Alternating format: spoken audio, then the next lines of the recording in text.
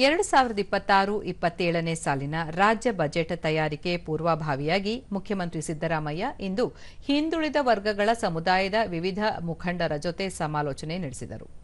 ವಿಧಾನಸೌಧದ ಸಮ್ಮೇಳನ ಸಭಾಂಗಣದಲ್ಲಿ ನಡೆದ ಸಭೆಯಲ್ಲಿ ವಿಧಾನ ಪರಿಷತ್ ಸದಸ್ಯರಾದ ನಾಗರಾಜ ಯಾದವ್, ರಮೇಶ್ ಬಾಬು ಹಾಗೂ ವಿವಿಧ ಸಂಘಟನೆಗಳ ಮುಖಂಡರು ಭಾಗವಹಿಸಿದ್ದರು.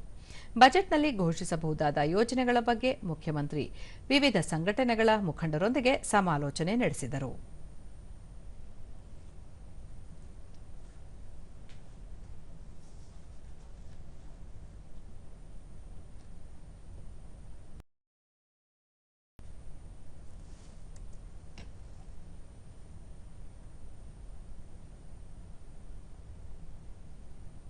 ಇದಕ್ಕೂ ಮುನ್ನ ಅಧಿಕೃತ ನಿವಾಸ ಕಾವೇರಿಯಲ್ಲಿ ಮುಖ್ಯಮಂತ್ರಿ ರೈತ ಸಂಘಟನೆಗಳ ಪ್ರತಿನಿಧಿಗಳ ಜೊತೆ ಚರ್ಚೆ ನಡೆಸಿದರು.